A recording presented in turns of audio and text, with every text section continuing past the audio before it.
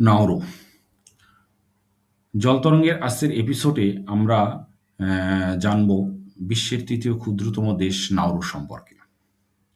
দেশটির অফিসিয়াল নাম Republic of Nauru. মধ্য প্রশান্ত মহাসাগরের একটি দ্বীপ দেশ।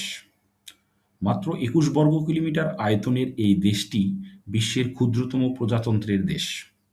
আয়তনের দিক থেকে তৃতীয় ক্ষুদ্রতম দেশ। দেশটিতে কেবলমাত্র ভ্যাটিকান সিটি এবং মোনাকোর চেয়ে একটু বড়। নাউরুর জনসংখ্যা প্রায় ১১,২০০ থেকে ১৩,০০০ জন। এটি একটি সংসদীয় প্রজাতন্ত্রের দেশ, যেখানে কোনো আনুষ্ঠানিক রাজনৈতিক দল নেই। বর্তমান প্রেসিডেন্ট ডেভিড অ্যাডেয়াং সংসদ দ্বারা নির্বাচিত। নাউরুর নিজস্ব কোনো সশস্ত্র বাহিনী নেই। একটি আনুষ্ঠানিক চুক্তি অনুসারে অস্ট্রেলিয়া নাউরুর প্রতিরক্ষা দায়িত্ব পালন করে। নাউরুর কোনো আনুষ্ঠানিক রাজধানী শহর নেই, যদিও ইয়ারেন জেলার প্রশাসনিক কেন্দ্র হিসেবে কাজ করে।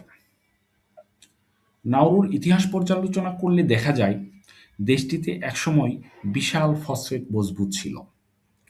মজার বিষয় হল, এই ফসফেট মজুদ শত শত বছরের পুরনো সামুদ্রিক পাখির বিষ্ঠা থেকে তৈরি হয়েছিল। ১৯৭০-এর দশকে ফসফেট রপ্তানি নাউরুকে মাথাপিছু আয়ের ভিত্তিতে বিশ্বের ধনী দেশ বানিয়েছিল। ১৯৭৫ সালে মধ্যে নাউরুর মাথাপিছু জিডিপি ছিল $৫০,০০০। ভাগ্যের নির্মম পরিহাস, বিংশ শতাব্দীর গোড়ার দিকে খনিজ কাজ শেষ হয়ে যায়, কারণ ফসফেটের মজুদ প্রায় শেষ হয়ে যায়।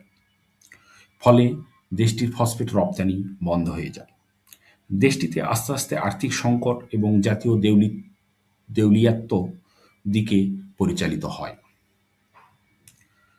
প্রাথমিকভাবে প্রচুর ফসফেট উত্তোলন করায় দেশটির ৮০% ভূমি নষ্ট হয়ে যায়, ফলে এখানে কোনো চাষবাস হয় না।